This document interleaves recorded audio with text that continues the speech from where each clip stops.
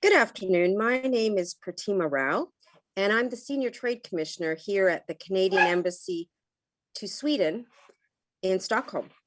I'd like to welcome you all to the Canada session of Women in Tech Sweden. Canada's Trade Commissioner Service supports Canadian businesses in global markets. We see in Canada a discrepancy between men and women ownership in business. So we've taken steps to ensure that we support women-owned businesses and entrepreneurs more. And since 2018, the number of women-owned businesses we've supported has doubled from 650 to about 1,200. This Canada session is very timely. Just recently, our two ministers of international trade, Ministers Ng and Hallberg, both women, by the way, co-hosted a virtual roundtable of women entrepreneurs and CEOs from our two countries on the topic of how Canadian and Swedish women can work together better. The session spotlighted like-mindedness between Canada and Sweden with respect to strong support for gender equality, women's entrepreneurship, open and inclusive and sustainable trade, and the value of women entrepreneurs and technopreneurs, I suppose, to the post-pandemic economic recovery. The top points identified around the table by Swedish and Canadian women were that women are more efficient, have a different risk tolerance, and have much more empathy. So build businesses that reflect this. A couple of needs that they were identified in common were the need to see systemic organizational change and the need to have better access to capital. These things that not just women entrepreneurs, but women in tech would like to see. On that note, I'm really excited to introduce Elena and Sarah. Elena Sinelnikova is the founder and CEO of the international hub called Crypto Chicks, which encourages and educates women on blockchain technology. And Dr. Sarah Saska is the CEO of Feminuity, a consulting firm that partners with Fortune 500 companies to embed diversity, equality, and inclusion into their businesses. We're really looking forward to hearing about your companies and experiences and challenges as Canadian women tech leaders. Elena, the floor is yours. Thank you so much, Pratima. Can you hear me well? I can. Awesome. Thank you for inviting today. And I would like to maybe make a little disclaimer that I am not a feminist, even though I encourage women to go in tech. I'm very opposite of feminist. But I just probably tell my story a little bit so it will be clear. I have a Russian background. I came from Russia to Canada over 20 years ago now. And that was kind of like two different societies. In Russia, that was very normal, for example, for like job postings to say that we looking for, like, let's say, developer male, 25 years old, and this like lawful and everything is normal, right? And I came to Canada to completely different society. And I'm very grateful to Canada on how women are treated here. And I am still grateful until today as well. So today I am a leader of the Crypto Chicks Hub, which is international hub with 56 countries. We educating women and young girls in blockchain technology. I'm also CEO of the Metis DAO company. And so this is the technology company. So we're building a platform, very strong platform on the blockchain as well. So these two kind of like heads that I'm wearing right now is indicator that I succeeded as a woman in tech, and so as can you. And everything is in your hands because I just tell you my story. When I came to Canada, I found a job in tech and the developer job. Next day I came. Right, so I had an interview, and that was just very informal interview. I just draw the little program on a piece of napkin, and I was hired right away. Right, so regardless, was I a woman, was I not? Actually, I came with my husband, and he had much more trouble getting a job than I did, because again, because that's what I thought. It was probably Canadians were giving more priority to women in this sense to hire them, because we had the same degree, same education, same background, exactly the same. And it took me one day to find my job, and it took him a bit more to find his, for example, right? And yeah, so we ended up working at the same company actually, and we had like we were the best, I mean, to develop. So there was no discrepancy between us. There was no, I mean, inequality. I think I had more privilege actually in my workplace than he did. So I can speak from my experience. And I happen also to move into entrepreneurship world, because I thought, in my career, I topped up as a woman in tech. I was a top lead developer in a big company.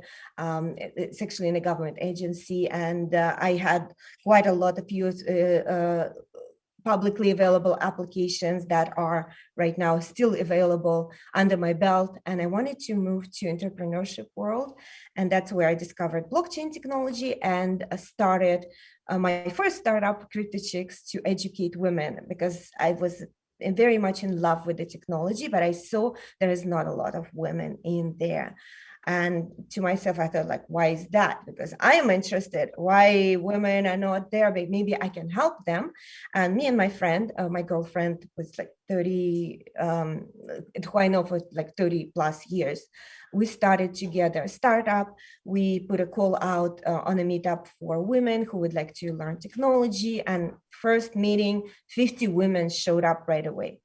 Right. Yes. So that was a huge success for us. And it was different ages, from age like 14 years old till, I don't know, I think the oldest woman was 85 years old or something. So we had to help her. So she came with the cane. We started educating girls. And that's what I discovered, that it's probably inside us women. We get pulled a little bit different directions, because nobody canceled our duty, to have children, because men cannot have them, right? So Yeah. and it's probably inside us is always these two things that we like. Either we put a family as a priority, or we put our career as a priority. And that's why I discovered that probably women, and that's why they maybe tend not to work in the technology as much, because of this different direction. Because technology, it needs a lot of focus. So as entrepreneurship as well. And if you pull it your time, and you cannot do everything. And I gave myself as well comfort and a time to do both, and maybe to prioritize at the different times. It worked really well for me. But bottom line is, I have an experience in Canada here, leading a tech startup, leading an educational startup, raising the money as an entrepreneur, right? So we just recently raised the seed funding of $1 million. And never ever I had this experience that my rights, or something that I didn't have to help support from men. I actually did a lot. I worked in the male dominated in the team, like of the developers. I was like the only woman on the team. And that was wonderful. Right now, I'm working CryptoChicks. Majority of our employees are women. So we have 8 women and 2 men on the core team. Again, wonderful to work in a women-only environment as well. So I don't have any kind of evidence that I was in any way discriminated as a female ever in my life in Canada, right? So, as I said, I'm very grateful for that.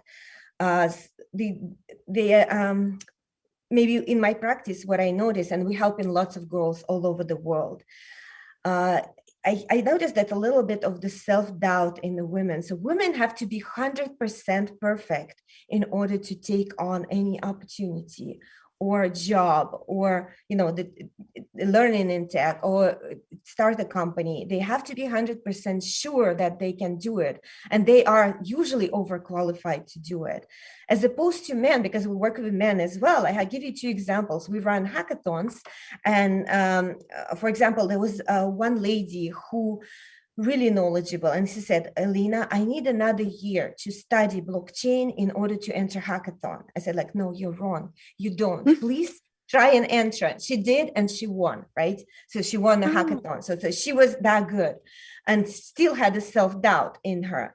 But mhm. I also was in Australia, hackathon as well. And we were standing at the desk with my co-founder and the hackathon registration desk. And there was a guy that passing by and said like, oh, I just saw that hackathon is running here. I don't know anything about blockchain, but I would like to enter. So this is the difference in the attitudes, the Yes, difference of approaches, right? So, yes. and that's what I support. This is completely on us, on what we do. And this is my experience confirms that.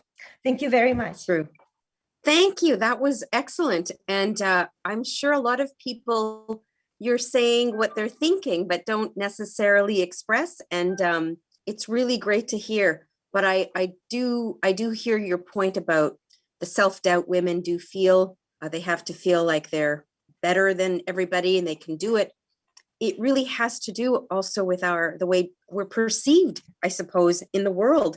And you touched upon this great point with the biology. We can't run away from it. So does that make it a level playing field? Anyways, that was great. I'm gonna pass the floor now to Dr. Sarah Seska, of Feminuity. Thanks. Sarah, go ahead. Awesome. Thanks all. Can folks hear me okay and see the screen okay? Yeah, so it's so interesting to hear your perspective. My name is Dr. Sarah Saska and my pronouns are she and her. And I'm the CEO and co-founder of Feminuity. So we work with everyone from pre-revenue startups through to Fortune 500s, largely in the tech and innovation sector. And we deal with people's experiences of discrimination and harassment every day. So everything from ageism to body sizeism to sexism and misogyny and sort of and beyond. So we're dealing with these kind of conversations more from a systems level, right? Like what needs to be true, right, to support folks to do what they need to do. So one of the things that we talk about a lot is the need to shift beyond a women first or sort of gender first approach when we're talking about how to advance women in the context of technology. What we found over the last decade or so is that a women first or sort of gender only approach to advancing women in tech, it tends to assume sort of one type of woman as the sort of default or the norm or the universal. And this tends to mean women who are also white or cisgender or non-disabled or heterosexual or who possess other sort of dominant identities, and they advance faster in the tech sector because we have this sort of gender first or women only approach.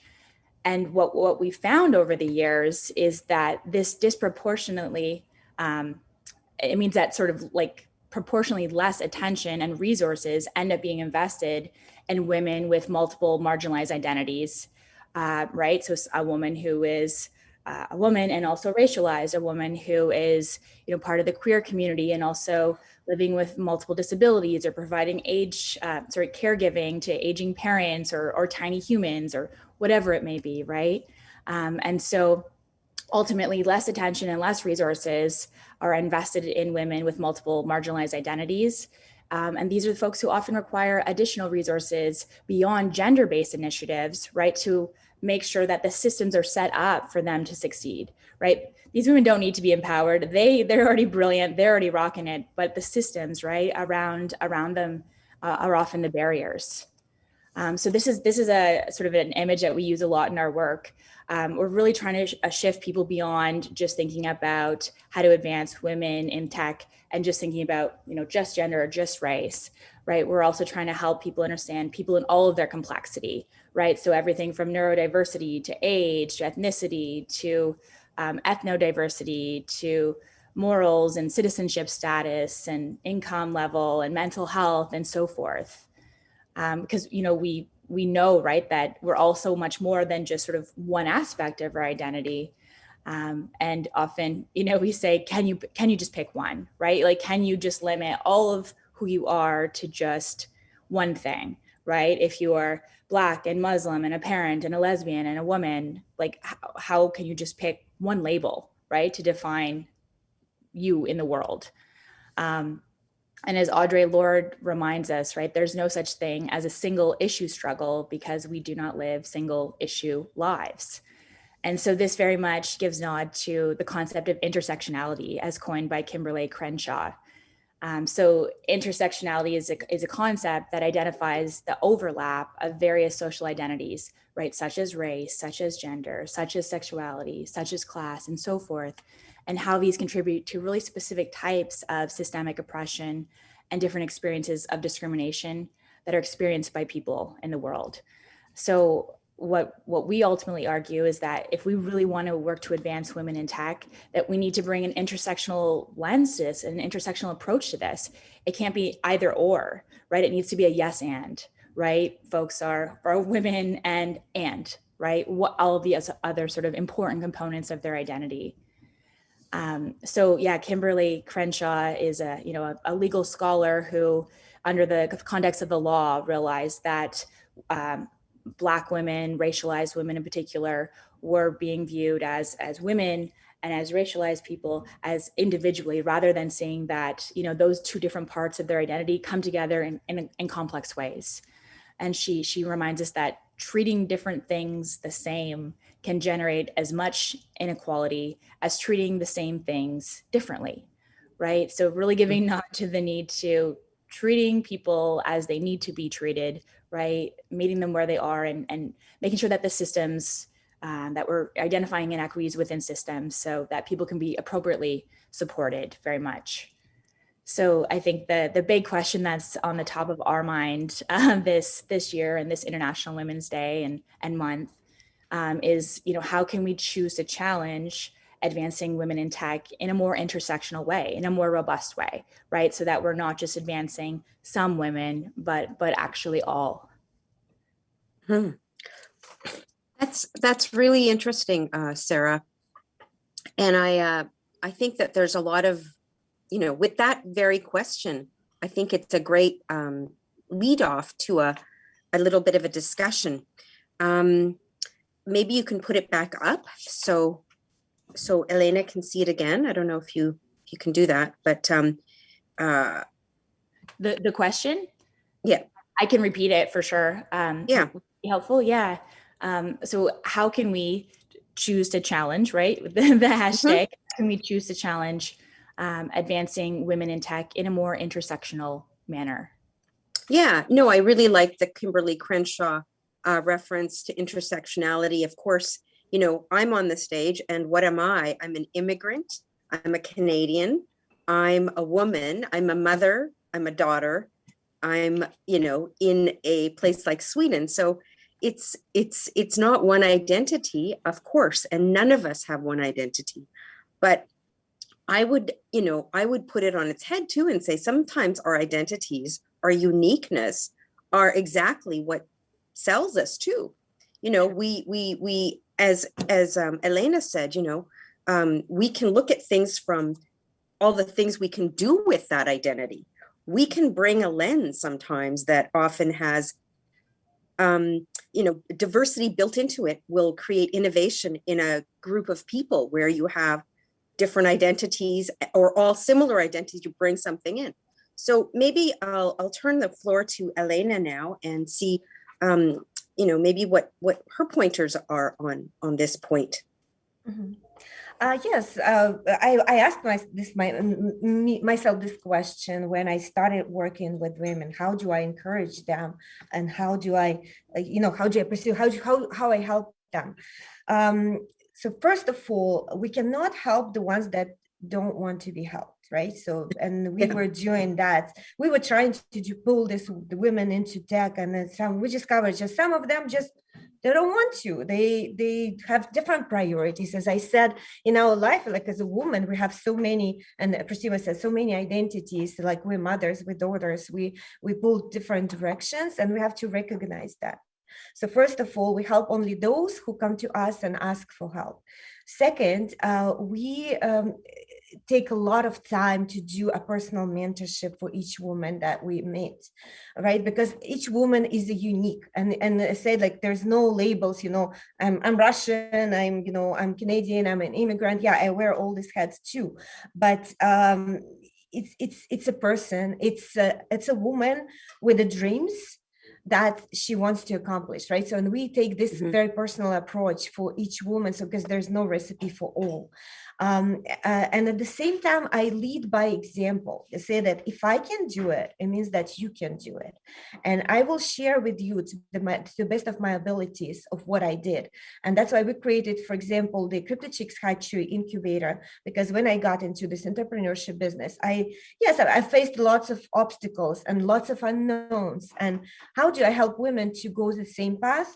What we did, like everything I was experienced myself as an entrepreneur, I put it out in the webinar and was getting women around and said, like, look, this is what I learned. Maybe it will help you. Yeah. But this was my path. This was my example. You are welcome to learn, and I'm happy to mentor you. And this is my approach.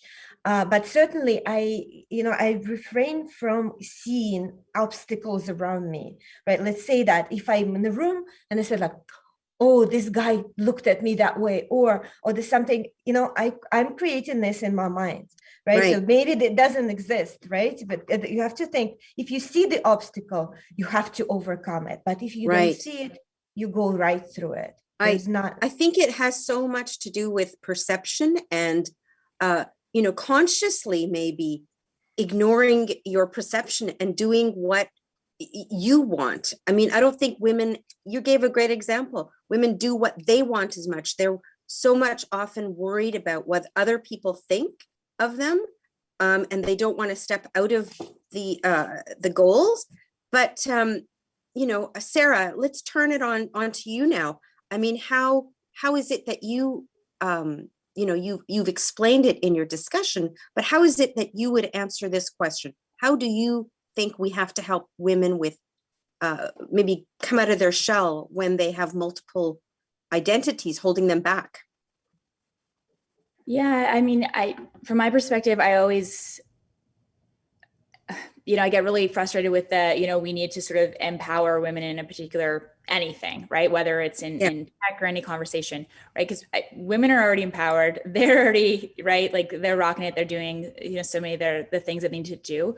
We just need to, from my perspective, work on systems. So policies, processes, programs, systems, like just from a systemic perspective, we just make sure that we're breaking those down so that there's just less things to get in their way to just let them fly. Really, yeah. No, that is great. And I think I mentioned this discussion between the ministers and the round table. That was one of the key points, is that we have to challenge and change the systems from within. So to get women into leadership positions so that they're on the inside of these systems, I think is going to be key as well. Changing it from just a sheer numbers game too. How many women in the Senate? How many women in political roles? How many women as CEOs? So all of these points are great. I think that next we'll be heading over to an open discussion with some of the audience back on the session floor. And I think we're going to be ending in a couple minutes, but any last points you guys would like to make? Elena, maybe you'd like to close out with some remarks? Yes. So my point and my takeaway that the power is within us, right? So like it's us, our own women responsibility.